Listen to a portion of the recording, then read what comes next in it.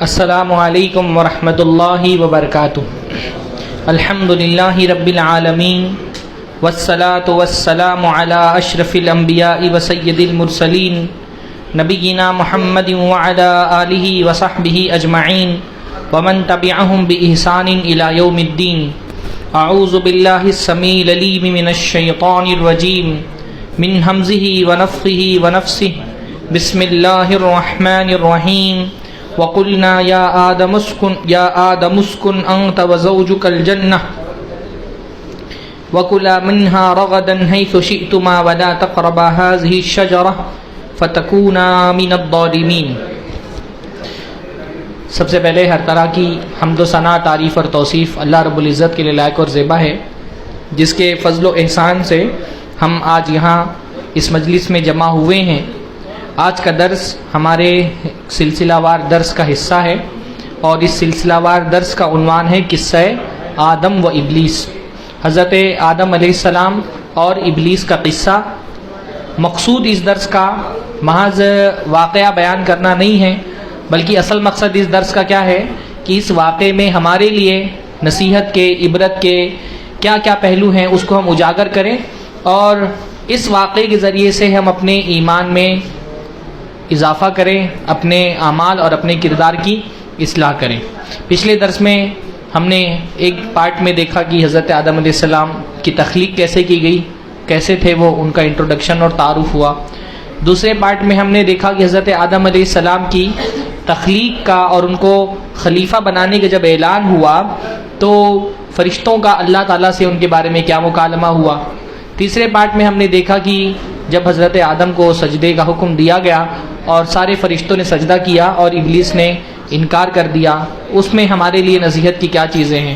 اب حضرت آدم علیہ السلام کو اللہ تعالیٰ نے پیدا کیا اور جنت میں رہنے کا حکم دیا۔ اللہ تعالیٰ نے فرمایا یا آدم اسکن انت وزوجک الجنہ، کہ آدم تم اور تمہاری بیوی، زوجکا تمہاری بیوی، دونوں جنت میں رہو۔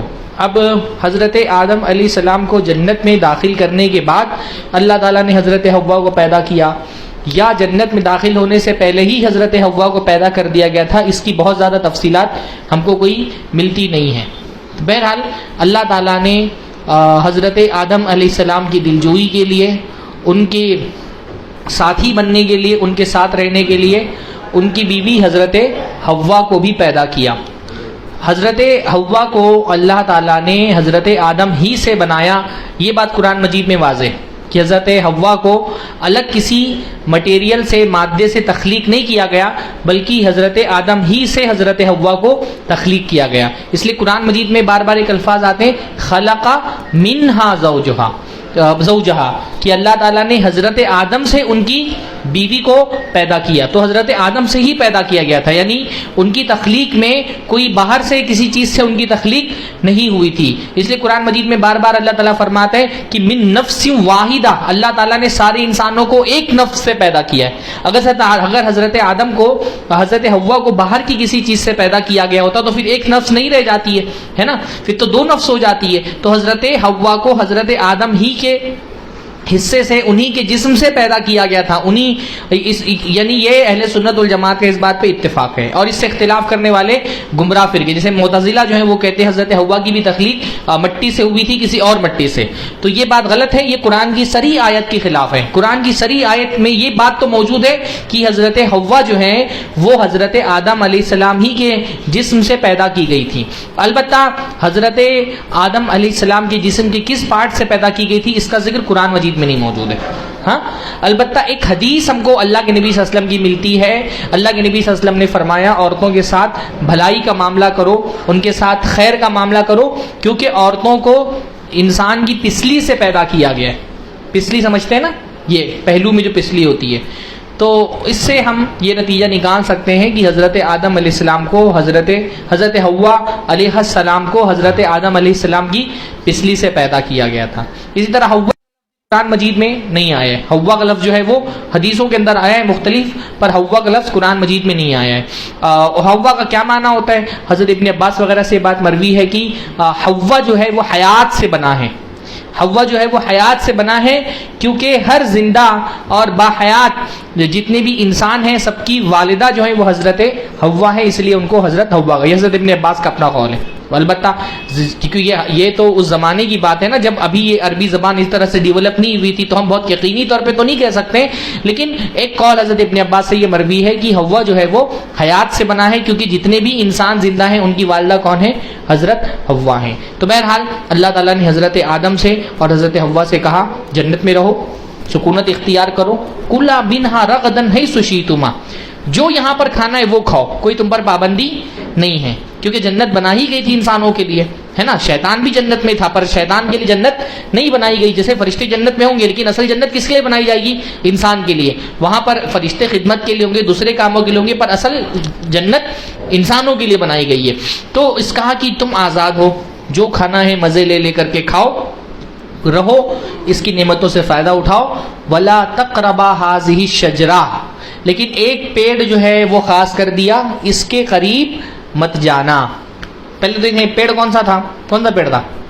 ہاں، بعض لوگ کہتے ہیں کہ سیب کا پیڑ تھا، بعض لوگ کہتے ہیں کہ وہ گندم تھی، جو ہے گیہوں، اور کرسچنز کے یہاں پر یہ ہے کہ ٹری آف نالج، یعنی ایسا پیڑ تھا جس کے کھانے سے علم حاصل ہو جاتا ہے۔ تو وہ کیونکہ جو عیسائی راہب ہیں ان کے یہاں پہ علم جو ہے، جیسے مسلمانوں میں جو صوفی رہے وہ ہمیشہ علم کی برائی کرتے رہے، تو ان کے یہاں پہ بھی یہ کہ وہ ٹری آف نالج تھا۔ پر قرآن و حدیث میں کہیں پہ بھی اس پیڑ کے بارے میں کوئی ذکر نہیں موجود ہے کہ وہ پیڑ کون سا تھا۔ اگر اس پیڑ کے جاننے میں کوئی فائدہ ہوتا تو اللہ تعالیٰ بیان کر دیتے، یا رسول اللہ بیان کر دیتے، یا صحابہ کم سے کم پوچھ لیتے کہ وہ کون سا پیڑ تھا جس کا پھل حضرت آدم علیہ السلام نے کھایا تھا، لیکن کیونکہ اس کا کوئی ذکر نہیں موجود ہے، اس کا مطلب اس کے بیان سے کوئی فائدہ نہیں ہے۔ یہ اس طرح جس کو علماء کہتے ہیں علم من علم لا ينفع، اللہ میں نعوذ بک من علم لا ينفع، اللہ میں ایسے علم سے تیری پناہ چاہتا ہوں جس کا کوئی فائدہ نہیں ہے۔ یہ اس علم میں سے ہے جس کا کوئی فائدہ، ہم جان بھی جائیں کون سا پیڑ تھا تو اس سے کیا فرق پڑتا ہے نا۔ جس چیز کو، جو چیز ہمارے ایمان اور عمل میں بہت زیادہ میٹر نہیں کرتی اس کے پیچھے نہیں پڑنا چاہیے۔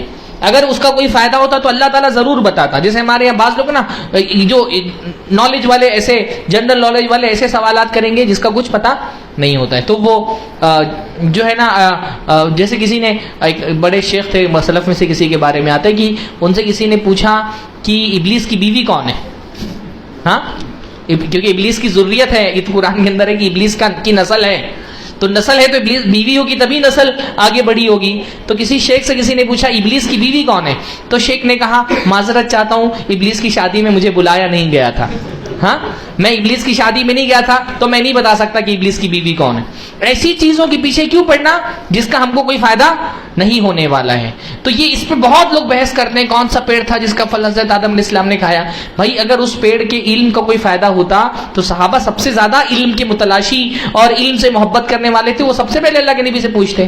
اصل یہ نہیں کہ کون سا پیڑ تھا، یہ تھا کہ اللہ نے فرمایا لا تقربا هذه الشجرہ، اس پیڑ کے قریب مت جاؤ۔ قریب مت جاؤ کا مطلب اس کا پھل نہیں کھانا ہے، کیونکہ گناہ اصلاً کیا تھا؟ گناہ تھا پھل کھانا نا۔ قریب جانا گناہ نہیں تھا، گناہ کیا تھا؟ پھل کھانا۔ تو قریب جانے سے کیوں روکا گیا؟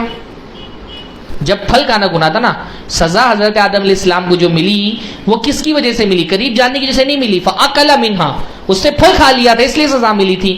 تو پھر قریب جانے سے کیوں منع کیا گیا؟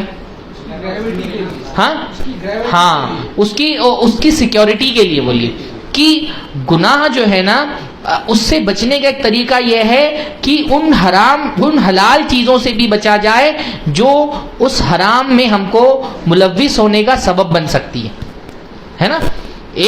اس لیے اس کو علماء جو حدیث کے اندر آتا ہے نا کہ الحلال بین والحرام بین، حلال واضح ہے حرام واضح ہے، وبین ذالک مشتبہات، اور حلال و حرام کے بیچ میں بعض چیزیں مشتبہ ہوتی ہیں، ایک حرام کے قریب ہوتی ہے، حرام نہیں ہوتی پر حرام کے قریب ہوتی ہے۔ تو اگر آپ حرام کے قریب جائیں گے تو بہت اس بات کا خوف ہے کہ آپ حرام میں ملوث ہو جائیں گے۔ اس لیے بہت ساری حلال چیزوں سے بھی بچنا چاہیے جو ممکن ہے کہ ہم کو حرام تک لے جانے والی ہے، وہ خود حرام نہیں ہے پر وہ حرام تک لے جانے والی ہے، تو ان سے بھی بچنے کا حکم دیا گیا ہے نا۔ یعنی ایک بلیک ایریا ہوتا ہے، ایک وائٹ ایریا ہوتا ہے، ان دونوں کے بیچ میں گرے ایریا ہوتا ہے، اس گرے ایریا سے بھی بچنا چاہیے، ایسی چیزوں سے بھی بچنا چاہیے جو بہت ممکن ہے کہ وہ خود حلال ہے، مباح ہیں، لیکن وہ مباح اگر حرام تک لے جانے والے ہیں. جیسے اللہ کے نبی نے مثال دی کہ اگر ایک بادشاہ کی چراگاہ ہے اور بادشاہ کی چراگاہ سمجھتے ہیں نا جہاں جانور چرایا جاتا ہے, اس چراگاہ میں جانور چرانا حرام ہے. تو جب وہ حرام ہوگا تو آپ کیا کریں گے, وہ جو اس کی باؤنڈری ہے اس باؤنڈری کے قریب بھی نہیں جائیں گے. اگر کوئی باؤنڈری کے قریب جائے گا تو یوشک ان یقع, عنقریب پھر وہ اس کے جانور جو ہے چلے جائیں گے, اس حرام کے اندر بھی چلے جائیں گے. تو وہ جو باؤنڈری ہوتی ہے نا حرام اور حلال کے بیچ کی, اس سے بھی بچنا چاہیے. ہر چیز میں, زندگی کے کاروبار کے معاملے میں بہت ساری چیزیں ایک باؤنڈری لائن پہ ہوتی ہے کہ تھوڑا سا آپ کا قدم بہکا اور حرام کی طرف آپ چلے گئے. تو ایسے حلال سے بھی بچنا چاہیے جو حرام کے قریب لے جانے والا ہو.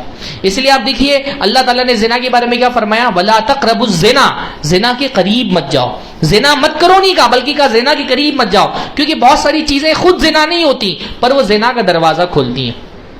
بات نہیں کرو عورت سے, کسی بھی نامحرم عورت سے اس کی ولی کی اجازت کے بغیر بات کرنا منع ہے. اس کے ساتھ کسی کمرے میں اکیلے میں خلوت میں نامحرم عورت کے ساتھ ہونا منع ہے نا. کتنی ساری چیزیں ایسی ہیں جو اس لیے حرام کی گئی ہیں کیونکہ اس سے کیا ہوتا ہے, حتیٰ کہ نگاہیں جھکانا, نگاہیں جھکا کے رکھنا زنا سے بچانے کا سب سے بڑا ذریعہ ہے, کیونکہ نگاہیں اٹھیں گی تو یہاں سے زنا کے راستے کھل جاتے ہیں. تو بہت ساری چیزیں فی حد ذاتی ہی مباح ہوتی ہیں, فی نفسی ہی اپنے آپ میں اٹ سیلف وہ مباح ہوتی ہیں, لیکن ان سے اس لیے بچنا چاہیے کیونکہ اگر اتنا کر دیا تو وہ بارڈر پہ پہنچ گیا, اور بارڈر پہ پہنچنے والے کے لیے ممکن ہے کہ وہ حرام میں واقع ہو جائے. تو اللہ نے یہ نہیں کہا کہ فلاں پل نہیں کھانا, اللہ نے کیا فرمایا, ولا تقربا, اس کے قریب بھی مت جانا. دور رہو گے بالکل, اس کے قریب ہی نہیں جاؤ گے تو بہت ممکن ہے کہ کھاؤ گے بھی نہیں. قریب جاؤ گے, غور کرو گے, دیکھو گے پھلوں میں, تو بہت ممکن ہے کہ پھر نفس کو روک نہ پاؤ اور نفس اس حرام کی طرف ملوث ہو جائے. تو اس سے علماء نے سد ذریعہ, ایک اس کو کہتے ہیں سد ذریعہ, راستہ بند کر دینا. ایسی چیزوں کا راستہ ہی بند کر دیا جائے, حلال راستے بند کر دیے جائیں جو حرام کی طرف لے جانے والے ہو. تو بہرحال ان سے کہا گیا وَلَا تَقْرَبَا هَٰذِهِ الشَّجَرَةَ فَتَكُونَا مِنَ الظَّالِمِينَ, اگر تم اس پیڑ کا پھل کھا لو گے تو کیا ہو جاؤ گے, ظالموں میں سے ہو جاؤ گے, ظلم کرنے والے ہو جاؤ گے. لیکن اللہ تعالیٰ سے شیطان نے مہلت مانگی تھی. اب شیطان نے جو ہے وہ حضرت آدم علیہ السلام کے دل میں وسوسہ ڈالنا شروع کیا.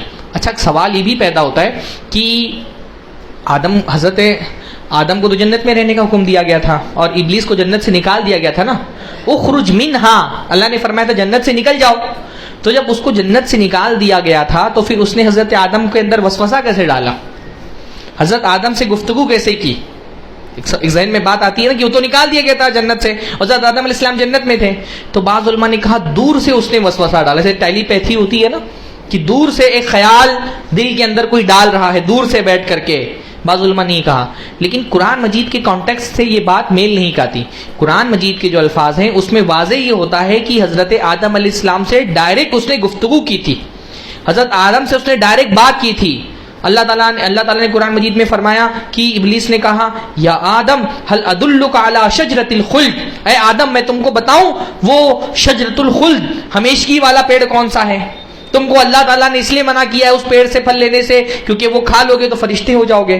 تو گفتگو سے تو یہ پتا چلتا ہے کہ ابلیس سے آدم علیہ السلام نے ڈائریکٹ گفتگو کی تھی, سامنے رہ کے گفتگو کی تھی. اب سامنے کیسے گفتگو کی, بعض لوگوں نے کہا کہ چیلے کو بھیجا تھا, لیکن یہ بھی قرآن کے کانٹیکٹ سے مل نہیں کھاتی. یعنی شیطان نے اپنے چیلوں کو بھیجا تھا حضرت آدم علیہ السلام سے بات کرنے کے لیے. بعض لوگوں نے کہا کہ وہ دروازے پہ کھڑا رہتا تھا کیونکہ اندر آنا منع تھا, تو دروازے پہ کھڑے ہو کر کے حضرت آدم سے گفتگو کرتا تھا. بہت ساری اسرائیلی روایات میں یہ ہے کہ وہ سانپ کی شکل میں جنت کے اندر آیا. عیسائی جو ہے وہ اسی کو مانتے ہیں کہ وہ سانپ کی شکل میں جنت کے اندر آیا اور حضرت آدم اور حضرت حوا کو بہکایا. لیکن اس میں صحیح بات یہ ہے, مفسرین کے سارے اقوال میں جو سب سے قریب ترین قول ہے وہ یہی لگتا ہے کہ اس کو روکا تو گیا تھا لیکن وہ نافرمانی کر کے جنت میں فرشتوں سے نظریں چرا کر کے آ گیا. یعنی اللہ تعالیٰ نے اس کو منع کیا تھا, یہ اللہ کا حکم شرعی تھا کہ تم کو آئندہ نہیں آنا ہے. جیسے آسمان میں پہرے لگا دی گئے ہیں اور اس کو منع کیا گیا, لیکن شیطان کیا کرتا ہے کبھی کبھی فرشتوں سے نظریں بچا کر کے اوپر چلا جاتا ہے. تو اس کو منع کیا گیا تھا کہ تم کو جنت میں نہیں آنا ہے, لیکن اس نے ایک مرتبہ پھر اللہ کی نافرمانی کی اور فرشتوں سے نظریں بچا کر کے جنت کے اندر داخل ہو گیا. اور یہ صحیح قول لگتا ہے کیونکہ قرآن کی آیتوں سے یہ بات واضح لگتی ہے کہ اس نے حضرت آدم علیہ السلام کو ڈائریکٹ بہکایا تھا. اچھا اب قرآن کے الفاظ کیا ہیں, فوسوس الیہ الشیطان. قرآن مجید میں کچھ جگہوں پر تو تسنیہ کا صیغہ ہے, جیسے قرآن مجید میں اللہ نے فرمایا فوسوس لہما الشیطان, शैतान ने दोनों को वसवसे में डाला, दोनों के दिल में ख्याल डाला. कौन दोनों? हजरत आदम और हजरत हव्वा. फअज़ल्लहुम अश-शैतान, शैतान ने दोनों को बहका दिया. या कुरान मजीद में बाज़ जगहों पर हजरत हव्वा का जिक्र ही नहीं सिरे से, सिर्फ हजरत आदम अलैहिस्सलाम का जिक्र है.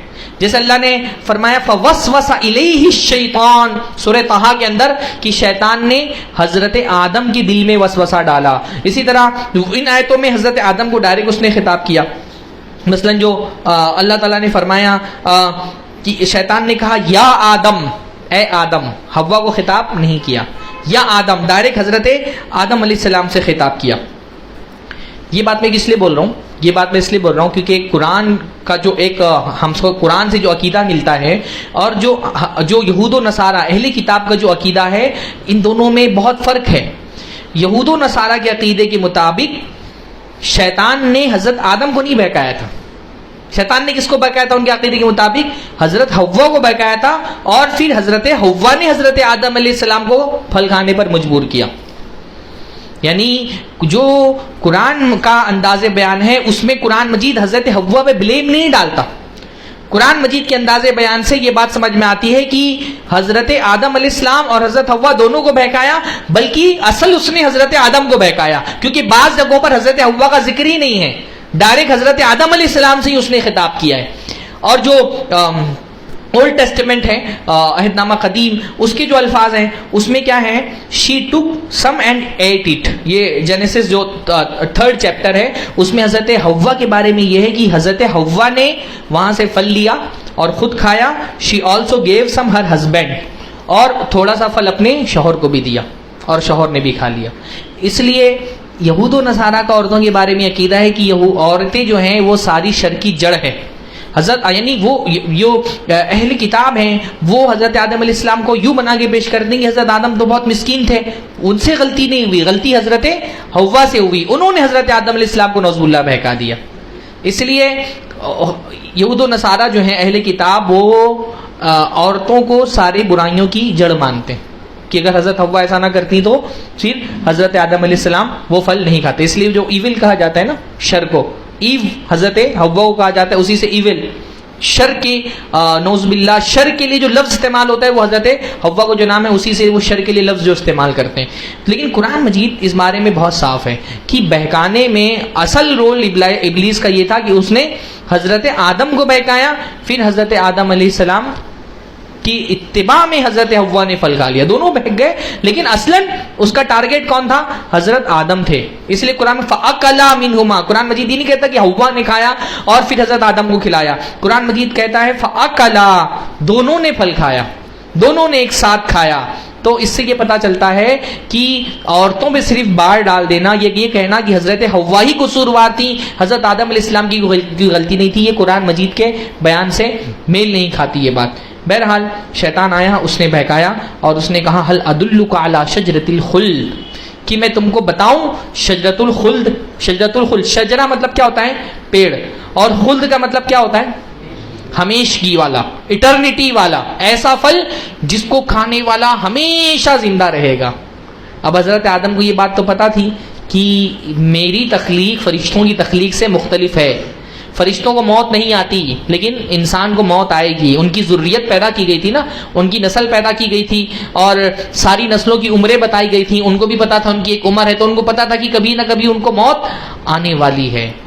इंसान की सबसे बड़ी चाहत क्या है? कि उसको मौत ना आए, हमेशगी मिल जाए. इंसान की इस नफ्स की कमज़ोरी को इब्लीस पकड़ लिया उसने, और ठीक उसी को हथियार बना करके हजरत आदम अलैहिस्सलाम को बहकाना शुरू किया. शैतान जो है ना वो क्या है?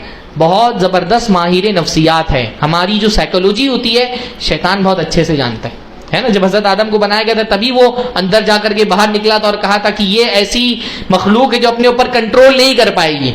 उसको पता था कि मैं इसको बहका सकता हूं. तो जो सबसे कमजोर हिस्सा रहता है ना नफ्स का, शैतान उसी पे हमला करती है. शैतान जो है वो हमारी चाहतों को, जो हमारी नफ्स की चाहतें होती है ना, उनको हथियार बना करके हमको अल्लाह की नाफरमानी के रास्ते पे डाल देता है. ہمیشگی کی زندگی کی چاہت حضرت آدم کے اندر تھی. ان کو پتا تھا کہ جنت کی اتنی نعمتیں ہیں لیکن یہ ہمیشہ کے لیے نہیں ہے, مجھے کبھی نہ کبھی موت آنی ہے. اور ان کو یہ پتا تھا کہ مجھ میں اور فرشتوں میں یہی فرق ہے. تو بہکایا یہی کہہ کر کے کہ تم یہ پڑھ کھا لو گے تو کیا بن جاؤ گے, الا ان تکونا ملکین, کہ تم دونوں فرشتے بن جاؤ گے. فرشتے بن جاؤ گے یعنی تم کو موت نہیں آئے گی. اس لیے جو آدمی اپنی نفس کی خواہش کے پیچھے چلتا ہے شیطان اس کو آسانی سے اپنے کنٹرول میں کر لیتا ہے. اگر آپ اپنی نفس کو کنٹرول کر لیں گے شیطان آپ کو کنٹرول نہیں کر پائے گا, اور اگر اپنی خواہشات کو کنٹرول نہیں کر سکیں گے تو پھر شیطان انہی خواہشات کے ذریعے سے آپ کو کنٹرول کرے گا. تو سب سے جو کمزور پہلو تھا نفس کا اس کو اس نے ہتھیار بنایا اور کہا میں تم کو وہ پیڑ بتاتا ہوں جو شجرۃ الخلد ہے. اچھا کتنا پیارا نام ہے شجرۃ الخلد, ہاں بہت حسین نام ہے شجرۃ الخلد. تو شیطان جو ہے نا اس کا حربہ یہی ہوتا ہے کہ بری چیزوں کا نام اچھا رکھ دو, پیکیجنگ اچھی کرتا ہے. وہ گناہوں, شیطان کا کام کیا ہے, گناہوں کی پیکیجنگ کرنا. خوبصورت نام رکھو بری چیزوں کا تاکہ نفس کے اندر جو برائی کے لیے کراہت ہے وہ ختم ہو جائے. اب یہ اتنا خطرناک پیڑ تھا کہ اس کا پھل کھا کر کے حضرت آدم علیہ السلام جنت سے نکال دیے جانے والے تھے, لیکن اس کا عنوان کتنا اچھا رکھا, دا ٹری آف ایٹرنیٹی, ہاں ہمیشگی والا پیڑ. اتنا خوبصورت نام رکھا تاکہ وہ جو کراہت ہے نفس میں اس گناہ کے لیے, وہ کراہت, وہ جو برائی کا احساس ہے وہ نکل جائے, وہ اچھا بن جائے. شیطان کا کام اللہ نہیں بتا, قرآن کئی جگہوں پہ قرآن میں فرمایا نا زینا لہم الشیطان ہاں اعمالہم, شیطان نے ان کے اعمال ان کے لیے مزین کر دیے. شیطان کیا کرتا ہے, عمل کو مزین کرتا ہے, گناہوں کی مارکیٹنگ کرتا ہے, گناہوں کی پیکیجنگ کرتا ہے بہت اچھی. حضرت آدم کے ساتھ بھی کہ ہمارے زمانے میں بھی یہی کر رہے ہیں نا. انسانوں کو بہکانے کا طریقہ یہی ہے نا, شرک کر رہا ہوتا ہے ایک بندہ, اس شرک کو کیا نام دیا جاتا ہے, عظمت اولیاء, تعظیم اولیاء. قبروں پہ جا کے پوجا کر رہا ہے, اس کو اس شرک کو تعظیم اولیاء کا نام دے دیا. کتنا خوبصورت نام ہے. ہاں بدعتیں کر رہا ہے, اس کو عشق رسول, محبت نبی کا نام دے دیا. اتنا خوبصورت عنوان. ظاہر سی بات ہے بدعت کو بدعت بولے گا تو تھوڑی نا, یا بدعت حسنہ, ہاں خوبصورت نام دے دینا گناہوں کا. ہاں عید میلاد النبی, عید کا نام دے دیا اس کو. تو بدعتوں کو حسین نام دے دیا. زنا ہو رہا ہے, زنا کو کیا نام دے دیا, ریلیشن, فرینڈشپ. ہاں ایک بندہ کسی کے ساتھ حرام تعلق رکھا ہوا ہے اور فیس بک پہ اسٹیٹس کیا لگاتا ہے, ان ریلیشن وتھ فلاں. یہ ریلیشن ہے, یہی تو چیز ہے جو ریلیشن نہیں ہے. ریلیشن تو وہ ہوتا ہے جس کا ایک سماجی شرعی کوئی اس کا ایک اسٹیٹس ہوتا ہے. زنا کا کیا اسٹیٹس ہے, ہاں اس سے کوئی اولاد پیدا ہو تو وہ اولاد کو اس کو باپ کا نام تک نہیں ملے گا, تو کون سا ریلیشن ہے وہ. لیکن اس کو کیا نام دے دیا, ریلیشن کا, فرینڈشپ کا نام دے دیا. وہ فرینڈ ہوتے ہیں, ہاں وہ تو ایک دوسرے کے دشمن ہوتے ہیں, دونوں ایک دوسرے کو جہنم میں لے کر کے جا رہے ہیں. حرام تعلق جس کا ہوتا ہے ایک دوسرے کے ساتھ, وہ ایک دوسرے کے فرینڈ نہیں ہوتے, ایک دوسرے کے دشمن ہوتے ہیں. وہ لڑکی لڑکے کو اور وہ لڑکا لڑکی کو دونوں ایک دوسرے کو جہنم میں لے کر کے جا رہے ہوتے ہیں. لیکن نام کتنا خوبصورت دیا, فرینڈشپ. اچھے اچھے نام دینا. ہاں فحاشی اور ننگے پن کو فیشن کا نام دے دیا. فیشن, بولڈنیس, ہاں ننگے پن کو بولڈنیس کا نام دے دیا, کانفیڈنس کا نام دے دیا ہے. کوئی عورت اگر اپنے کپڑے کم پہن کر کے بازاروں میں چل رہی ہے اور اسٹیج پہ ڈانس کر سکتی ہے تو اس کو کیا کہا جائے گا, یہ بڑی بولڈ ہے, بہت ہاٹ ہے, بہت, اور کیا بہت کانفیڈنس ہے اس کے اندر, اس کو کانفیڈنس کا نام دیا جاتا ہے. تو شیطان ہر زمانے میں یہ کرتا. تجارت کرنے والے مارکیٹ میں جو جتنا بڑا بے ایمان ہے اس کو بولیں گے ذہین ہے, بہت چالاک ہے, کاروباری آدمی. ہاں اگر دوسرے کا پیسہ لوٹنے میں ماہر ہے تو بولیں گے بہت ذہین ہے. تو اس نے بے ایمانی کو ذہانت کا نام دے دیا. ہر زمانے میں شیطان یہ کرتا ہے انسان کے ساتھ کہ برائیوں کو ایسا مزین کر دو کہ اس کے لیے جو قباحت ہمارے دل میں رکھی گئی ہے وہ ختم ہو جائے. تو یہی کام حضرت آدم کے ساتھ بھی کیا. اس کو پیڑ کو نام دے دیا شجرۃ الخلد, ہاں وملکن لا یبلا, اور ایسی بادشاہت جو کبھی ختم ہونے والی نہیں ہے. وقاسمہما, قرآن میں ایک جگہ فرمایا قسم کھائی اس نے حضرت آدم علیہ السلام کے سامنے, حضرت حوا کے سامنے. اس لیے علماء نے کہا سب سے پہلے اللہ کی جھوٹی قسم کھانے والا ابلیس ہے. اللہ کی جھوٹی قسم کھانے والا سب سے پہلے ابلیس ہے. اس نے ہی سب سے پہلے اللہ کی جھوٹی قسم کھائی. تو جو جھوٹی قسم اللہ کی کھاتا ہے اس کا ناتا سیدھا ابلیس سے جڑ جاتا ہے. اور قسم کھا کر کے کہا انی لکما لمن الناصحین, میں تمہارا خیر خواہ ہوں, تمہارا بھلا چاہتا ہوں. ہاں کیسے بہکاتا ہے شیطان. اس لیے ہر خیر خواہی کا دعویٰ کرنے والا خیر خواہ نہیں ہوتا. شیطان جب بھی آتا ہے وہ یہ تھوڑی بول کے آتا ہے کہ میں تم کو جہنم میں لے جانے کے لیے آ رہا ہوں، وہ آپ کو جنت کے راستے ہی بتائے گا، آپ کا خیرخواہ بن کر کے ہی آئے گا، ہے نا. حتیٰ کہ فرعون بھی اپنی قوم والوں کو کیا کہتا تھا، میں تو تمہاری بس اصلاح کرنا چاہتا ہوں، تمہاری اچھی بات کرنا چاہتا ہوں. تو وہ یہ نہیں دیکھنا چاہیے کہ سامنے والا دعویٰ کیا کر رہا ہے، اس دعوے کی حقیقت کھنگالنی چاہیے. ہاں، ہر دعویٰ کرنے والا اپنے دعوے میں سچا نہیں ہوتا. اور اس شیطان کا وعدہ تو سب سے بڑا جھوٹا وعدہ ہے. وہ تو چاہتا یہ تھا کہ حضرت آدم علیہ السلام پھل کھا لیں اور ان کا جو لباس ہے ان سے چھین لیا جائے. اس لیے اللہ تعالیٰ نے فرمایا کہ فَوَسْوَسَ لَهُمَا الشَّيْطَانُ لِيُبْدِيَ لَهُمَا مَا وُرِيَ عَنْهُمَا. شیطان نے کیوں وسوسے میں ڈالا؟ تاکہ حضرت آدم اور حضرت حوا نے جو لباس پہنا ہوا ہے وہ لباس ان سے چھین لیا جائے. شیطان کو اس کے کانسیکوینسز پتا تھے کہ اگر حضرت آدم نے یہ پھل کھا لیا تو ان سے لباس چھین لیا جائے گا. وہ چاہتا تھا کہ یہ لباس چھین لیا جائے. اس لیے اس نے بہکانے کی کوشش کی اور خوب خیرخواہ بن کر کے آیا اور اس کے بعد جھوٹے جھوٹے وعدے کیے اور حضرت آدم علیہ السلام اس کے جھوٹے وعدوں میں آ گئے اور وہ پھل کھا لیا. اور جیسے ہی پھل کھایا ویسے کیا ہوا، ان کے کپڑے چھین لیے گئے، برہنہ ہو گئے. وہ اللہ نے فرمایا فَطَفِقَ يَخْصِفَانِ عَلَيْهِمَا مِنْ وَرْقِ الْجَنَّةِ. حیا تھی ان کے اندر.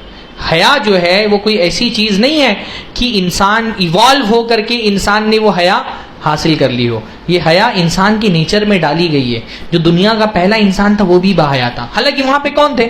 حضرت آدم تھے، حضرت حوا تھے، اور تو کوئی نہیں تھا نا. ایک ہی دوسرے کو دیکھنے والے تھے، لیکن اتنی حیا تھی کہ آپس میں ایک دوسرے کے لیے فوراً کیا کیا، شرمگاہ ظاہر ہو گئی تو فوراً کیا کیا، پتوں سے اپنی شرمگاہوں کو ڈھک لیا. اللہ رب العالمین نے قرآن مجید میں سورۃ الاعراف کے اندر یہ پورا واقعہ اصل میں اس حوالے سے بیان کیا ہے کہ ابلیس کا اور شیطان کا سب سے بڑا ایجنڈا، اور اللہ رب العالمین نے جو اس کو مہلت دی ہے تو اس مہلت کے لیے وہ سب سے زیادہ کوشش کیا ہوتی ہے کہ جو لباس اللہ تعالیٰ نے انسان کو دیا ہے یہ لباس اس سے چھین لے. اس کو انسان کو ننگا کر کے خوشی ہوتی ہے. ابلیس انسانوں سے لباس چھین کر کے خوش ہوتا ہے. اس لیے اللہ نے فرمایا، اس پورے واقعے کو بیان کرتے ہوئے اللہ نے فرمایا کہ یا بنی آدم قد انزلنا علیکم لباسا یواری سوآتکم وریشا. اے بنی آدم، ہم نے تم پر لباس نازل کیا ہے. لباس انسانوں نے ایجاد نہیں کیا کہ انسان پہلے ننگے رہتے تھے، پھر اس کے بعد ان کے اندر کوئی حیا ایوالو ہو کر کے آ گئی تو انہوں نے لباس پہننا شروع کر دیا. انسانوں پر اللہ تعالیٰ نے لباس نازل کیا ہے. اس لیے دنیا میں ایک طبقہ نا، نیوڈزم کا نام شاید آپ نے سنا ہوگا، ایک طبقہ وہ ہے جو کہتا ہے کہ یہ لباس ہمارے اوپر بوجھ ہے، اس کو اتار دینا چاہیے، انسان ننگا ہی پیدا ہوا ہے، اس کو ننگا ہی رہنا چاہیے. بلکہ ایسے لوگ جو ہے نا، بعض ملکوں میں ان کو الگ کالونی دی گئی جہاں پہ وہ کپڑے نہیں پہنتے. اور یہ ایک بہت مشہور ایک فلسفہ ہے کہ انسان کپڑے نہیں پہننا چاہیے. اللہ نے بتایا کہ نہیں، انسان کی اصل یہ نہیں کہ وہ ننگا ہے، انسان کی اصل یہ کہ وہ کپڑے پہنتا ہے. اللہ نے فرمایا کہ ہم نے تم پر لباس نازل کیا. اس کا مقصد کیا ہے؟ تو تم اپنی شرمگاہوں کو چھپاؤ اور تمہارے لیے زینت کا سبب ہے. اور اللہ تعالیٰ نے فرمایا انہی آیتوں کے اندر کہ اللہ تعالیٰ نے فرمایا کہ اے آدم کی اولاد لا یفتننکم الشیطان، تم کو شیطان فتنے میں نہ ڈال دے. کما اخرج ابویکم من الجنۃ ینزع عنہما لباسہما لیریہما سوآتہما، کہ اس نے جنت سے کیوں نکالا حضرت آدم کو؟ تاکہ ان کا لباس چھین لیا جائے. تو یہ فحاشی پھیلانا بہت بڑا مقصد ہے شیطان کا، لباس چھین لینا. آج ہم دیکھتے ہیں نا حجاب پہ اتنی کنٹروورسی ہو رہی ہے، اس کے پیچھے سبب کیا ہے؟ یعنی آپ سوچئے لباس، حجاب کیا ہے بھائی؟ کپڑے کا ٹکڑا ہی تو ہے. دنیا میں ہزاروں قسم کے کپڑے پہنے جا رہے ہیں، تو اگر کوئی عورت اپنے چہرے پر ایک کپڑے کا ٹکڑا ڈال رہی ہے تو دنیا کو اتنی تکلیف کیوں ہے کہ ملک کے ملک قانون بنا رہے ہیں؟ ہاں، الگ الگ ممالک میں قانون بن رہے ہیں، پارلیمنٹ میں بحث ہو رہی ہے، عدالتوں میں بحث ہو رہی ہے، ٹی وی پہ ڈیبیٹ ہو رہی ہے. اتنا اس کو کنٹروورشل بنانے کی کیا ضرورت ہے اگر کوئی عورت اپنے چہرے کو ڈھانپ لے رہی کپڑے سے؟ یہ کپڑا جو ہے نا وہ انسان کے حیا، یعنی اسلام کو جو نظام حیا ہے نا اس کا نمائندہ ہے.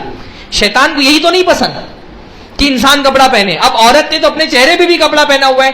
شیطان کو جتنی تکلیف اس لیے حجاب سے ہوتی کسی اور چیز سے نہیں ہوتی، کیونکہ وہ تو ننگا کرنا چاہتا ہے انسان کو نا. اس لیے جتنی شیطانی طاقتیں ہیں، بھائی میں اس سے پہلے بھی غالباً بول چکا ہوں کہ دنیا میں دو ہی تہذیبیں بچی ہیں، یا تو تہذیب حیا ہے یا تو تہذیب زنا ہے.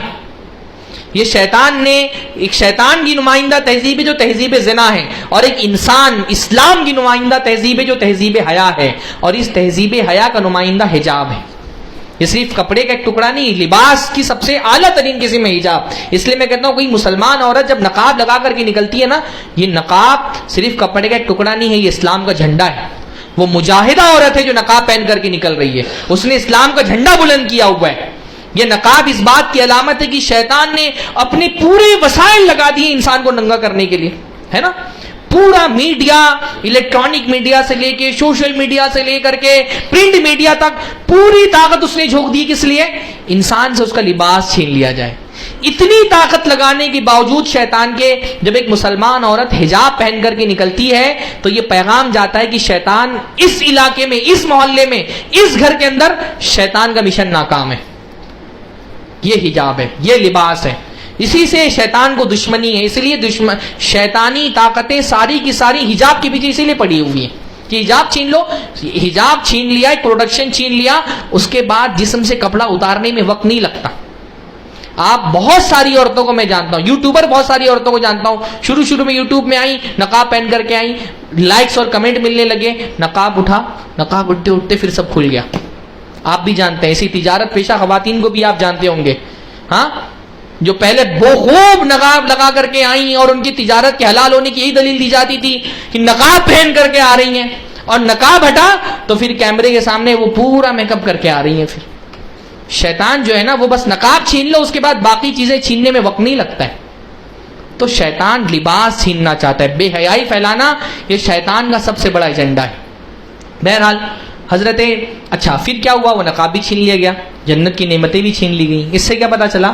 اللہ کی نافرمانی نعمتوں کو ختم کر دینے والی ہے.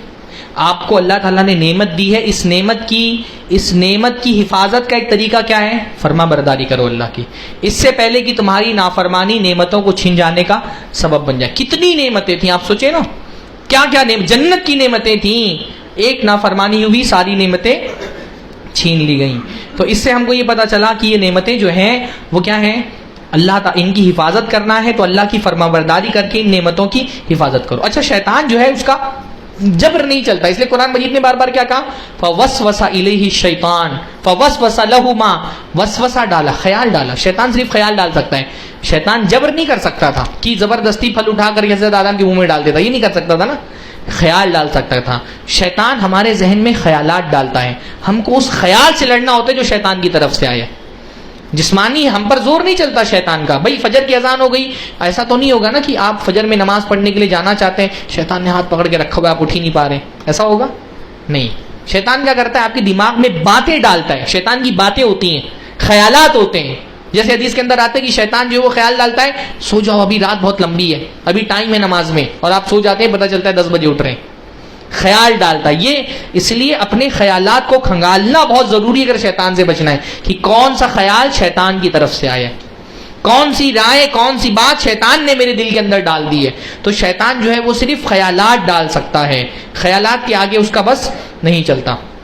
بہرحال حضرت آدم علیہ السلام نے پھل کھا لیا، پھل کھانے کے بعد ان کو جنت سے نکال دیا گیا. اور اس کے بعد اچھا ایک سوال یہ بھی پیدا ہوتا ہے کہ انبیاء تو معصوم ہوتے ہیں، انبیاء ہم نے پڑھا ہے نا کہ انبیاء جو ہے وہ معصوم ہوتے ہیں، تو انبیاء سے تو گناہ سرزد نہیں ہو سکتا ہے، تو پھر حضرت آدم علیہ السلام سے گناہ کیسے سرزد ہو گیا؟ ایک سوال پیدا ہوتا ہے نا کہ انبیاء معصومین ہوتے ہیں تو نبی سے تو گناہ نہیں ہو سکتا، تو پھر حضرت آدم علیہ السلام سے گناہ کیسے ہو گیا؟ صحیح، اس میں بہت سارے اقوال ہیں. ایک قول تو بعض لوگوں کا یہ ہے کہ نبی سے گناہ سرزد ہو ہی نہیں سکتا، نہ صغیرہ گناہ نہ کبیرہ گناہ.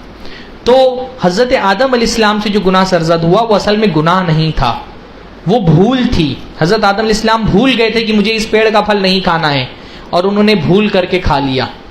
اور قرآن مجید کی آیت بھی ہے فنسیا، حضرت آدم علیہ السلام بھول گئے. ایک قول یہ ہے کہ حضرت آدم علیہ السلام نے جان بوجھ کر کے پھل نہیں کھایا، وہ بھول گئے اور بھول کر کے انہوں نے پھل کھا لیا، ان کو یاد نہیں رہ گیا، تو لہٰذا ان سے گناہ سرزد ہی نہیں ہوا.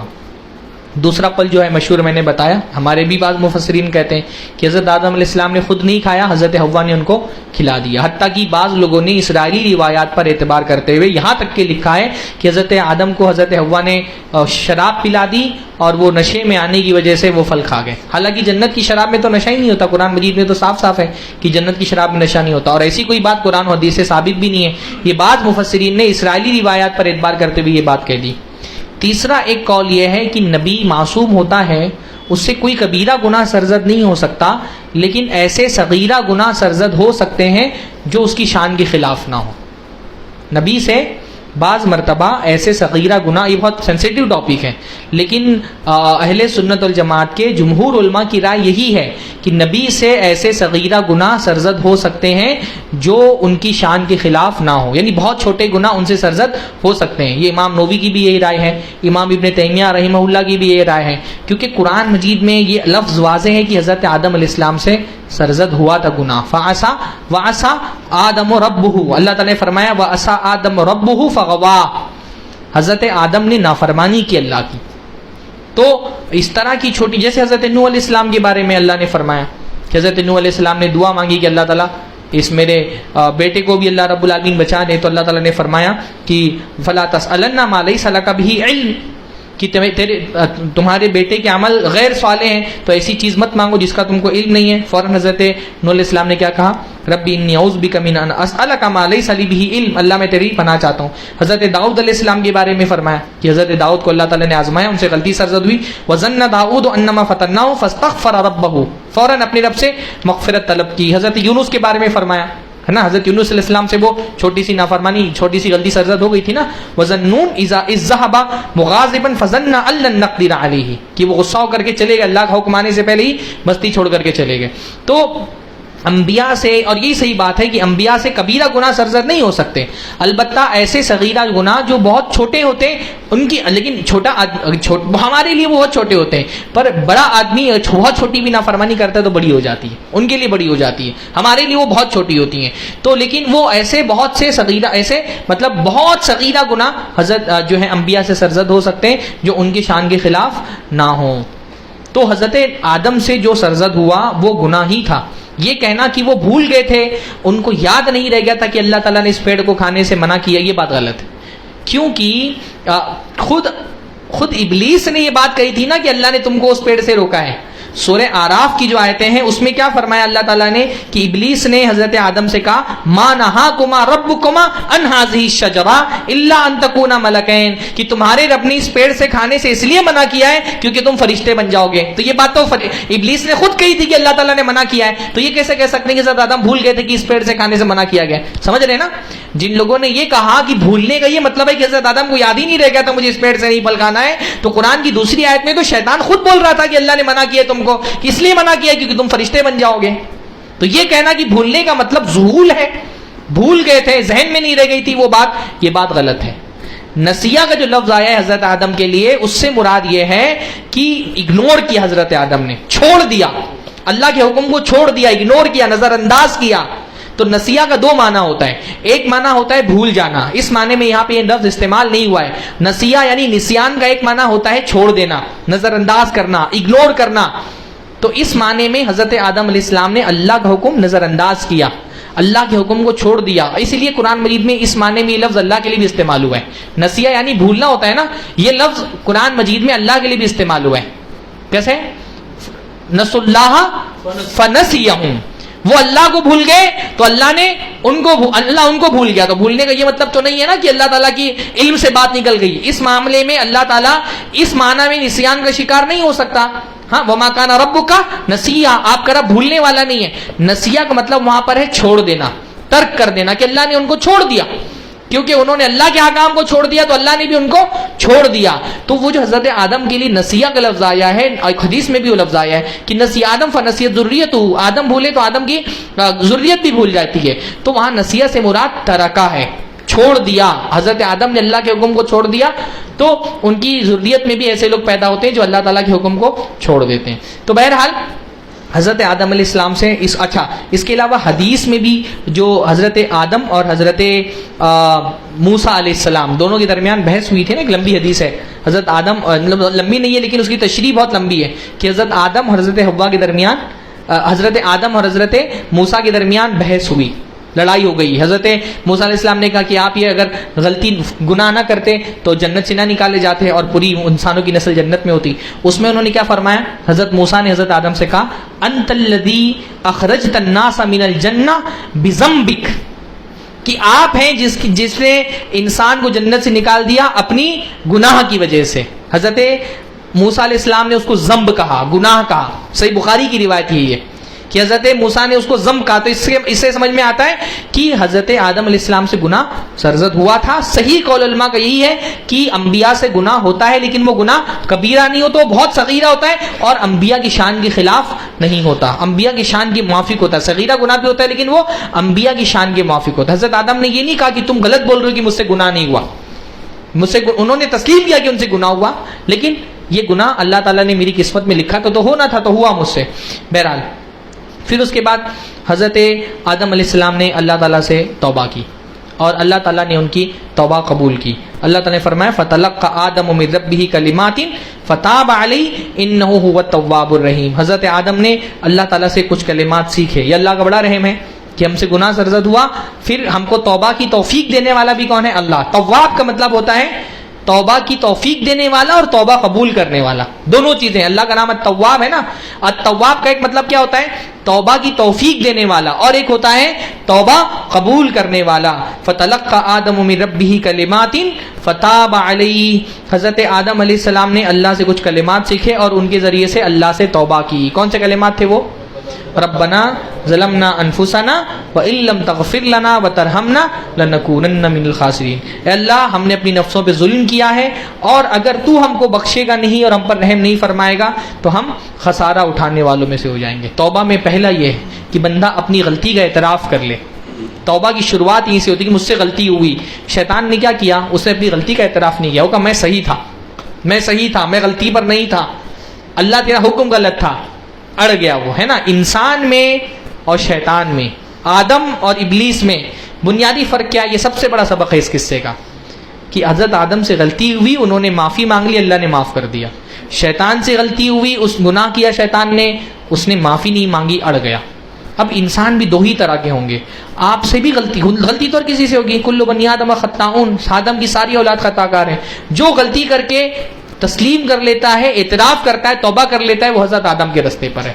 اور جو غلطی کر کے اس پہ ڈٹ جاتا ہے, اصرار کرتا ہے, وہ ابلیس کے راستے پر ہے. دو ہی راستے ہیں. ابلیس کا راستہ جہنم کا راستہ ہے, آدم علیہ السلام کا راستہ جنت کا راستہ ہے. غلطی کر کے اڑ جانے والے ابلیس کے راستے پر ہیں, اور غلطی کر کے جن کو احساس ہوتا ہے فوراً معافی مانگ لیتے ہیں, وہ حضرت آدم علیہ السلام کے راستے پر. فوراً اعتراف کیا, اور ایسے بھی گناہ کر کے ہم اللہ کا کچھ نہیں بگاڑ سکتے. بھائی ساری دنیا کی مخلوق اللہ نے فرمایا دنیا کے سب سے گنہگار آدمی کی طرح بھی ہو جائے, اللہ کی شان میں ذرہ برابر کمی نہیں آئے گی. اللہ کی شان اس بات سے پاک ہے کہ ہماری اطاعت سے اس میں اضافہ ہو یا ہماری نافرمانی سے اس میں کمی ہے. ہم اطاعت کر کے اللہ کی شان بڑھا دیتے ہیں. ہاں, ہم اطاعت کرتے ہیں تو کیا اللہ کی شان بڑھ جاتی ہے؟ ہماری عبادت کرنے سے اللہ کی شان بڑھتی ہے؟ اللہ کی شان اس سے پاک ہے کہ مخلوق اس کو بڑھا سکے. مخلوق اللہ کی شان نہیں بڑھا سکتی. ہاں, یہ ہمارا عقیدہ ہے. اللہ معبود ہے ہماری عبادت کے بغیر بھی. اللہ معبود ہونے کے لیے ہماری عبادتوں کا محتاج نہیں ہے. یہ ہم کوئی گناہ کرتے ہیں وہ ہمارا ظلم ہے, ہم نے اپنی نفس میں ظلم کیا. اگر ہم نے گناہ کیا تو ہماری غلطی کی ہم گناہ کرتے ہیں. تو انہوں نے فوراً تسلیم کیا ربنا ظلمنا انفسنا وان لم تغفر لنا وترحمنا, اللہ تو اگر نہیں بخشے گا, نہیں رحم کرے گا, لنکونن من الخاسرین. تو پھر اور کوئی بخشنے والا نہیں, اور کسی کا سہارا ہی نہیں ہے. اس سے بھی وہ جو عیسائیوں کا عقیدہ ہے نا کہ پادریوں سے جا کے بخشوا لو, فلاں بابا کے دامن کو پکڑ کے مچل جائیں گے, فلاں ہم کو جنت میں داخل کر دیں گے, فلاں کے مرید بن گئے تو ہم جہنم میں نہیں جا سکتے. نہیں, بخشنے والا کون ہے؟ اللہ. اللہ نہ بخشے تو کوئی بخشوا نہیں سکتا. یہ جو شیطان لوگوں کے دماغ میں ڈال دی ہے یہ بات کہ فلاں بابا بخشوا دیں گے, فلاں پیر بخشوا دیں گے, فلاں مرشد جنت میں ڈلوا دیں گے, نہیں, اللہ کے سامنے کسی کی نہیں چلنے والی. حتیٰ کہ انبیاء تک زبان نہیں اللہ تعالیٰ کے سامنے کھل پائیں گے جب تک اجازت نہ ہو. تو یہ کہ تو اگر نہ بخشے تو کوئی بخشنے والا نہیں ہے. یہ تو قرآن سے ہی بات پتہ چلی. البتہ لوگوں میں ایک واقعہ بہت مشہور ہے جو کہ مستدرک حاکم میں آیا ہے کہ حضرت آدم علیہ السلام نے اللہ سے جب ان سے غلطی ہو گئی تو مستدرک حاکم کی روایت ہے کہ حضرت آدم نے کہا یا ربی اسألک بحق محمد لما غفرت لی, کہ اے اللہ میں تجھ سے محمد کے حق سے سوال کرتا ہوں. کہ یعنی اللہ کے نبی صلی اللہ علیہ وسلم کے وسیلے سے حضرت آدم نے سوال کیا کہ مجھے بخش دے. تو جب حضرت آدم نے یہ کہا تو اللہ تعالیٰ نے فرمایا یا آدم وکیف عرفت محمدن آدم تم کو محمد کا کیسے پتا چلا؟ ابھی تو ان کو ولم اخلقہ، ابھی تو میں نے محمد کو پیدا ہی نہیں کیا، تم کو کیسے پتا چل گیا؟ تم اس کے وسیلے سے دعا مانگ رہے ہو۔ تو کہا یا ربی لأنک لما خلقتنی بیدک ونفخت فی من روحک ورفعت راسی فرأیت علی قوائم العرش مکتوبا لا الہ الا اللہ۔ تو انہوں نے کہا کہ اللہ تعالیٰ جب تو نے مجھے پیدا کیا اور میرے اندر روح پھونکی تو میں نے اپنا سر اٹھایا تو تیرے عرش کے پایوں پر لکھا ہوا دیکھا لا الہ الا اللہ محمد رسول اللہ۔ تو میں یہ سمجھ گیا کہ جس کے نام کو تو نے اپنے نام کے ساتھ ملایا ہے وہ تیرا کوئی سب سے محبوب ہی مخلوق ہوگی، لہٰذا میں اس کے نام سے تجھ سے دعا کرتا ہوں، اس کا وسیلہ دے کر کے، اس کی جاہ کا وسیلہ دے کر کے کہ تو مجھے بخش دے۔ تو حضرت اللہ تعالیٰ نے فرمایا کہ تم صحیح کہہ رہے ہو، میں تم کو بخش دیتا ہوں۔ اور آگے فرمایا لولا محمد ما خلقتک، کہ اگر محمد نہیں ہوتے تو میں تم کو پیدا ہی نہیں کرتا۔ یہ حدیث ہے مستدرک حاکم کی، امام حاکم نے اس کو صحیح کہا ہے۔ لیکن دوسرے جو علماء ہیں وہ کیا کہتے ہیں؟ امام ذہبی کہتے ہیں امام حاکم کے یعنی مستدرک حاکم کی تحقیق کس نے کی ہے؟ امام ذہبی نے، سب سے مشہور، یعنی آپ اکثر دیکھتے ہوں گے کہ حاکم کے بعد فوراً امام ذہبی کا ذکر آتا ہے۔ میں اس سے پہلے والے درس میں بتا چکا ہوں کہ امام حاکم نے مستدرک ترتیب دے دی تھی لیکن ان کو دوبارہ اس کو اچھے سے پڑھنے کا موقع نہیں ملا، ورنہ وہ اس میں سے بہت ساری حدیثیں نکال دیتے۔ جیسے ابتدائی حصے میں انہوں نے بہت ساری حدیثیں نکال دی، وہ اس کی چھٹائی کر رہے تھے لیکن اس سے پہلے ان کی وفات ہو گئی۔ امام ذہبی جو ہے وہ کہتے ہیں میزان الاعتدال میں کہ خبر باطل، یہ خبر باطل حدیث ہے، یہ باطل حدیث ہے۔ اور حافظ ابن حجر کہتے ہیں لسان المیزان میں، وہ بھی کہتے ہیں کہ یہ باطل حدیث ہے۔ اس کے اندر ایک راوی ہے عبد الرحمن بن زید بن اسلم، وہ بھی ضعیف ہے، اور اس کے علاوہ بھی دو راوی اس کے اندر ہیں کہ دونوں کے اندر پرابلم پایا جاتا ہے، بلکہ عبد الرحمن بن زید پر وضع حدیث کا الزام لگا ہے کہ وہ حدیثوں کو گڑھا کرتا تھا۔ تو خود امام حاکم نے اس کی حدیث کو ایک جگہ پر موضوع قرار دیا ہے، عبد الرحمن بن زید کی حدیث کو۔ تو بے شمار علماء ہیں، امام بہقی نے بھی اس حدیث کو ضعیف قرار دیا ہے، اور اس کے علاوہ عبداللہ بن مسلم الفہری، یہ مجہول راوی ہے اس کے اندر۔ تو یہ روایت سندن تو ضعیف ہے، اس کی سند بالکل کمزور ہے، باطل اور موضوع اور گڑی ہوئی حدیث ہے، اور متن بھی اس کا منکر ہے، یعنی متن جو ہے وہ بھی ایسا قرآن کے خلاف ہے، کیونکہ اس میں کیا کہا جا رہا ہے کہ اگر محمد نہیں ہوتے تو میں تم کو پیدا ہی نہیں کرتا، جبکہ قرآن مجید میں اللہ نے کیا فرمایا کہ انسان کے پیدا کرنے کا مقصد کیا ہے؟ اللہ کی عبادت۔ تو اس کا متن بھی ڈائریکٹ کیا ہے؟ قرآن سے ٹکرا رہا ہے۔ ایک تو یہ کہ اس میں کہا جا رہا ہے کہ محمد نہیں ہوتے تو میں تم کو پیدا نہیں کرتا، جبکہ اللہ نے قرآن مجید میں کیا بتایا کہ اللہ رب العالمین نے انسانوں کو محمد صلی اللہ علیہ وسلم کے لیے نہیں پیدا کیا، اپنی عبادت کے لیے پیدا کیا، اس عبادت کا طریقہ بتانے کے لیے محمد صلی اللہ علیہ وسلم کو دنیا کے اندر بھیجا۔ اور پھر قرآن مجید میں جو دعا ہے وہ کیا ہے؟ ربنا ظلمنا انفسنا وان لم تغفر لنا وترحمنا لنكونن من الخاسرین۔ تو حضرت آدم کی جو دعا قرآن میں ہے اور جو دعا یہ موضوع حدیث کے اندر ہے، دونوں آپس میں ٹکرا رہی ہے، تو ہم کو قرآن کی آیت لینا ہے یا موضوع حدیث لینا ہے؟ موضوع، یہ ظاہر سی بات ہے، اس کو چھوڑ دینا ہے۔ لیکن افسوس کے ساتھ یہ کہنا پڑتا ہے کہ حضرت آدم علیہ السلام کے اس واقعے کو بہت سارے لوگ باوجود اس کے کہ یہ باطل اور جھوٹا واقعہ ہے، علماء نے اس کو باقاعدہ گڑی ہوئی حدیث کا ہے، بہت سارے لوگ اپنی کتابوں میں بیان کرتے ہیں۔ فضائل اعمال میں یہ واقعہ موجود ہے، فضائل اعمال جو بہت مشہور کتاب ہے نا، پڑھی جاتی ہے تبلیغی نصاب کے نام سے، اس میں یہ واقعہ موجود ہیں، اور باقاعدہ علماء جو ہیں ان کے وہ اپنی مجلسوں میں اس کو بیان کرتے ہیں، حالانکہ صریح قرآن کی آیتوں سے یہ ٹکرا رہی ہے، یہ واقعہ قرآن کی صریح آیتوں سے ٹکرا رہا ہے، اور اس کے ساتھ کہ یہ واقعہ بدترین قسم کا ضعیف ہے۔ بہرحال اللہ تعالیٰ نے حضرت آدم علیہ السلام کی دعا قبول فرمائی، اور حضرت آدم علیہ السلام کی توبہ اللہ تعالیٰ نے قبول فرما لی، ان کو معاف فرما دیا۔ اس لیے ہم کہتے ہیں کہ حضرت آدم علیہ السلام سے گناہ سرزد ہوا تھا پر اللہ نے ان کو معاف فرما دیا۔ تو یہ کہنا کہ حضرت آدم سے گناہ سرزد ہوا تھا تو سارے کے سارے اس کی وجہ سے گنہگار ہو گئے، جو عیسائیوں کا عقیدہ کیا کہ حضرت آدم سے گناہ ہوا تو ان کی نسل میں جتنے بھی لوگ پیدا ہوں گے سب گنہگار، یہ بات ہی قرآن کی آیت سے ٹکرا رہی ہے نا۔ اللہ نے کیا فرمایا؟ وَلَا تَزِرُ وَازِرَةٌ وِزْرَ أُخْرَىٰ، کسی کا بوجھ کوئی دوسرا نہیں اٹھائے گا۔ تو حضرت آدم سے اگر غلطی ہوئی تو ان کے بیٹے، اس غلطی کا سزا ان کے بیٹوں کو نہیں ملے گی۔ اگر میرے والد سے کوئی غلطی ہوئی تو اس کی سزا مجھے نہیں ملنی چاہیے نا۔ تو یہ کہتے ہیں کیونکہ حضرت آدم سے غلطی ہوئی تھی تو ان کی نسل میں پیدا ہونے والے سارے کے سارے لوگ کیا ہیں؟ سب گنہگار ہیں، سوائے حضرت عیسیٰ کے، کیونکہ حضرت عیسیٰ علیہ السلام، یعنی وہ کہتے ہیں کہ جو گناہ ہے وہ انسان کی نطفے سے آگے بڑھتا ہے، تو حضرت عیسیٰ علیہ السلام حضرت آدم کی نطفے سے کیونکہ نہیں پیدا ہوئے تو وہ کہتے ہیں کہ حضرت عیسیٰ جو ہے وہ گنہگار نہیں ہے اور وہ اللہ کے بیٹے ہیں نعوذ باللہ، اور پھر وہ سولی پر چڑھ کر کے انہوں نے سارے انسانوں کے گناہوں کا کفارہ نعوذ باللہ دے دیا۔ اور ہمارا کیا عقیدہ ہے؟ ہمارا عقیدہ یہ ہے کہ زمین پر حضرت آدم علیہ السلام کو جو ہے ان کے گناہ کی وجہ سے نہیں بھیجا گیا تھا، بلکہ ان کو پہلے سے اللہ تعالیٰ نے جب پیدا کیا تھا تبھی یہ طے ہو گیا تھا نا کہ وہ زمین پر جائیں گے.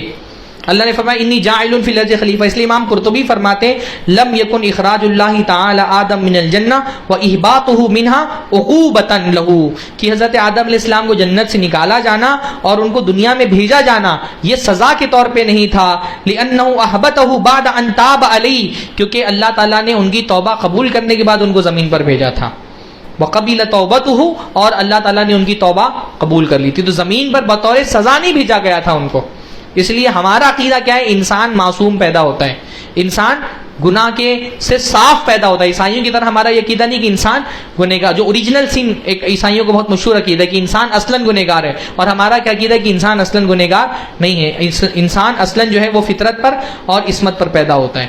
بہرحال حضرت آدم علیہ السلام دنیا میں بھیج دیے گئے، اور اللہ تعالیٰ نے شیطان کو بھی بھیج دیا اور بتایا کہ تم دونوں ایک دوسرے کے دشمن ہو، اور میری طرف سے جب ہدایت آئے گی تو اس ہدایت کی اتباع کرو. اس میں بھی بڑی بحثیں ہوتی ہیں کہ حضرت آدم علیہ السلام کو دنیا میں کہاں بھیجا گیا تھا. بہت مشہور جو ہے زیادہ قول یہ ہے کہ حضرت آدم ہندوستان میں ہی بھیجے گئے تھے.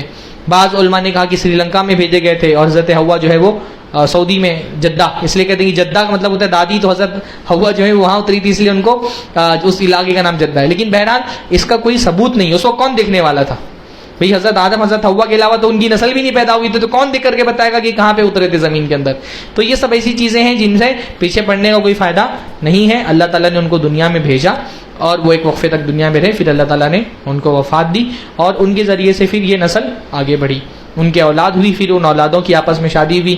اس میں علماء نے بھی یہ تفصیل لکھی ہے کہ حضرت حوا علیہ السلام کو جو ہے وہ مختلف موقع پر ایک لڑکا اور ایک لڑکی ہوتے تھے، اور مختلف موقعوں پہ ایک لڑکا، تو وہ بیچ ہوتا تھا. تو جو الگ الگ بیچ کے لوگ ہوتے تھے، یعنی الگ الگ موقعوں پہ پیدا ہونے والے، وہ آپس میں ایک دوسرے کے بھائی بہن کی طرح نہیں ہوتے تھے، بلکہ کزنس کی طرح ہوتے تھے. تو وہ آپس میں شادی کرتے تھے، پھر اس سے پوری انسانی نسل جو ہے وہ آگے بڑھی. ایک حدیث جو ہے اب صحیح بخاری کی روایت ہے، وہ بھی میرے خیال سے سمجھ لینا چاہیے، ہو سکتا ہے ورنہ آپ بولیں گے اتنی تفصیل سے بات ہوئی اور وہ حدیث رہ گئی. حضرت ابو ہریرہ سے ایک حدیث مروی ہے جس میں اللہ کے نبی نے فرمایا وَلَوْلَا حَوَّا لَمْ تَخُنْ أُنْثَىٰ زَوْجَهَا، کہ اگر حوا نہ ہوتی تو کوئی عورت اپنے شوہر سے خیانت نہیں کرتی. یہ حدیث ہے. اس کا کیا مطلب ہے کہ حضرت، یعنی اس سے بھی بعض لوگوں نے استدلال کرنے کی کوشش کی ہے کہ حضرت حوا نے حضرت آدم کو وہ جنت کا پھل خود کھلایا تھا، کیونکہ اللہ کے نے فرمایا لولا، حالانکہ یہ حدیث صحیح ہے، متفق علیہ روایت ہے، صحیح بخاری صحیح مسلم کی روایت ہے. بعض لوگوں نے شبہ ظاہر کیا ہے کہ شاید کسی راوی سے غلطی ہو گئی اور اس نے اسرائیلی روایات جو ہے وہ اللہ کے نبی صلی اللہ علیہ وسلم کی طرف منسوب کر دی. لیکن صحیح بات یہ ہے کہ علماء کی اکثریت بلکہ تقریباً تمام ہی علماء یہ مانتے ہیں کہ اللہ کے نبی کی حدیث ہے. لیکن یہاں پر جو کہا گیا کہ حضرت حوا نے حضرت آدم کے ساتھ خیانت کی، وہاں خیانت کا مطلب کیا ہے؟ ابن الاسیر کہتے ہیں خیانت حوا ہی ترک النصیحہ لہ فی امر الشجرہ لا فی غیرہا، کہ جو اللہ کے نبی نے یہ فرمایا کہ حوا نے اپنے شوہر کے ساتھ خیانت کی، خیانت کا مطلب یہ ہے کہ حضرت حوا کی ذمہ داری تھی کہ اگر شوہر غلطی کر رہا ہے تو ان کو روکے. ترک النصیحہ، جو خیرخواہی کرنی چاہیے تھی حضرت آدم کے ساتھ وہ انہوں نے نہیں کی، انہوں نے بھی ساتھ میں پھل کھا لیا، تو یہ خیانت ہے. علماء نے اس کی تشریح کی. حافظ ابن حجر نے بھی، امام ابن الجوزی نے بھی یہ کہا اما خیانت حوا زوجہا فانہا کانت فی ترک النصیحہ فی امر الشجرہ، کہ حضرت حوا نے جو خیانت کی حضرت آدم کے ساتھ، تو وہاں خیانت سے مراد کیا ہے کہ حضرت آدم جب پھل کھانے جا رہے تھے تو بیوی کی ذمہ داری کیا ہے؟ اگر شوہر کوئی گناہ کا کام کرے تو اس کو روکے، اور اگر بیوی شوہر کو گناہ کے کام سے نہیں روک رہی تو یہ بیوی کی طرف سے کیا ہے؟ خیانت ہے شوہر کی. شوہر اگر نماز نہیں پڑھ رہا ہے، شوہر اگر سگریٹ پی رہا ہے، شوہر اگر اپنے والدین کی فرما برداری نہیں کر رہا اور بیوی دیکھ کر کے خاموش ہے، تو گویا کہ وہ بیوی کیا ہے؟ خیانت کرنے والی ہے اپنے شوہر کے ساتھ. تو بہت سارے علماء نے یہ بات لکھی ہے کہ یہاں پہ مراد یہ ہے کہ جب حضرت آدم علیہ السلام نے پھل کھانے کا ارادہ کیا تو حضرت حوا کو روکنا چاہیے تھا، لیکن روکنے کی بجائے انہوں نے بھی ساتھ میں پھل کھا لیا، تو یہ خیانت ہے. تو حضرت حوا نے یہ خیانت ہو گئی حضرت حوا سے، تو ان کی نسل میں آنے والی ساری عورتیں جو ہیں وہ اپنے شوہر سے مطلب ان کی نسل میں آنے والی عورتوں سے بھی خیانت سرزد ہوگی اپنے شوہر کے حوالے سے. بہرحال یہ ایک حدیث ہے، اس کا یہ مفہوم ہی علماء نے بیان کیا ہے. اسی پر ہم لوگوں نے جو ایک درس کا سلسلہ شروع کیا تھا حضرت آدم پر، اس کو ہم خاتمہ کرتے ہیں. اب کیونکہ عید الاضحیٰ کا موقع قریب ہے تو ارادہ یہ ہے کہ حضرت ابراہیم علیہ السلام کی سیرت اور اس میں ہمارے لیے نصیحت کے کیا پہلو ہیں وہ ایک سلسلہ ہم شروع کریں گے 2 یا 3 جو انشاءاللہ تعالی دروس میں ہم اس میں بھی یہی دیکھیں گے زیادہ تر کہ اس میں ہمارے لیے عبرت اور نصیحت کی کیا چیزیں حضرت ابراہیم علیہ السلام کی زندگی میں. اللہ تعالی ہم سب کو انبیاء کی سیرت کو پڑھنے سمجھنے اور اپنی زندگی کو ان کی سیرت کے سانچے میں ڈالنے کی توفیق عطا فرمائے.